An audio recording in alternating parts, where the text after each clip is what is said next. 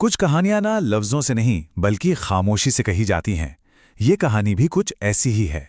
एक ऐसे इंतजार की, एक ऐसे मैसेज की जो भेजा तो गया पर कभी पहुंचा ही नहीं।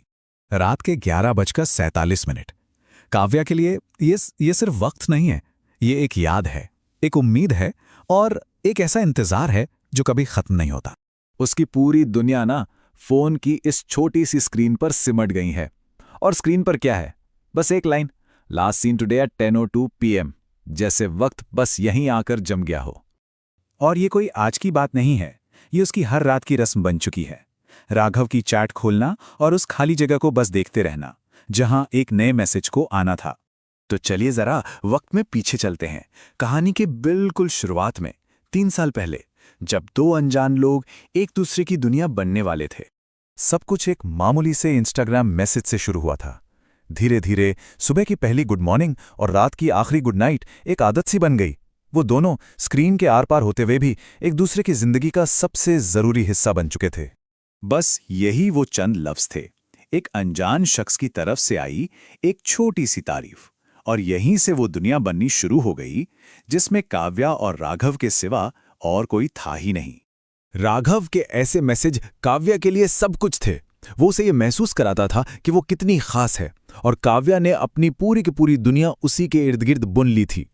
घंटों तक बातें, देर रात तक चलने वाली कॉल्स और साथ में देखे गए हजारों सपने। उनका रिश्ता देखा जाए तो हर तरह से मुकम्मल था, सिवाय एक चीज के, उन्होंने कभी एक दूसरे का चेहरा नहीं देखा था। और फिर एक दिन काव्या ने तय किया कि इस अधूरी चीज को भी पूरा किया जाए। ये वो बातचीत थी जो उनकी कहानी को हमेशा के लिए बदलने वाली थी। काव्या के ये कहने के बाद ना फोन पर एक लंबी खामोशी छा गई। काव्या का दिल जैसे डूबने लगा था। पर फिर राघव की आवाज आई, हाँ मिलते हैं, बहुत जल्द। लेकिन उस वादे के बाद पता नहीं क्यों सब कुछ बदलने लगा। राघव के जवाब देर से आने लगे, कॉल्स भी कम हो गईं, बातों के बीच एक अजीब सी खामोशी रहने लगी जिसे काव्या समझ ही नहीं पा रही थी। ये दूरी बढ़ती ही चली गई और फिर एक दिन राघव का मैसेज आना पूरी तरह से बंद हो गया। उसका लास्ट सीन एक तारीख और एक वक्त पर आकर हमेशा के लिए रुक गया। 1 दिन, 2 दिन, 5 दिन, हर गुजरता हुआ दिन काव्या के दिल पर एक बोझ की तरह था। ये खामोशी अब उसे अंदर ही अंदर खाए जा रही थी। उसके दिमाग में बस सवाल ही सवाल घूम रहे थे। क्या वो बिजी है, या शायद मिलने की बात से नाराज हो गया? लेकिन इतना चुप, कोई इंसान इतना चुप कैसे हो सकता है? वो बार बार राघव के पुराने मैसेज पढ़ती और उसके उस एक वादे को सीने से लगाए रहती। यही वादा अब उसकी आखिरी उम्मीद बन चुका था।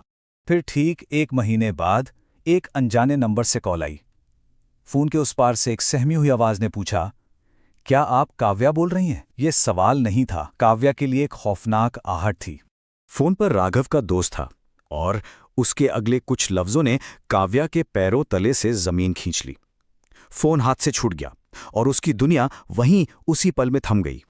महीनों बाद राघव के दोस्त ने वो राज खोला जो राघव की खामोशी के पीछे छिपा हुआ था। एक ऐसी सच्चाई जो एक अधूरे मैसेज में कैद थी। राघव नाराज नहीं था, ना ही वो दूर जा रहा था। असल में जिस दिन काव्या ने मिलने को कहा था, वो उसी दिन उससे मिलने निकल पड़ा था, उसे एक सरप्राइज देने। लेकिन उसका सफर मंजिल तक पहुंचने से पहले ही खत्म हो गया। ये वो मैसेज था जो राघव के फोन के ड्राफ्ट में मिला।